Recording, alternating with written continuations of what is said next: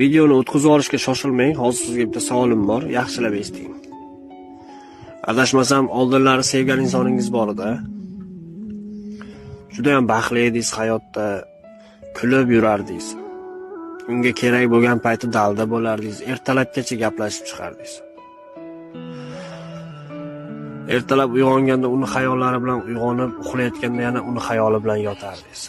To'g'rimi? Uni deb hammadan kechaverardingiz, esizdami? Nimaga hozir yolg'iz turibsiz? Nimaga qiynalgan paytingiz, uni sog'ingan paytingiz yoningizda emas? Axir siz uni deb hammadan unga ishonib, uni deb hammadan kechaverardingiz-ku, to'g'rimi?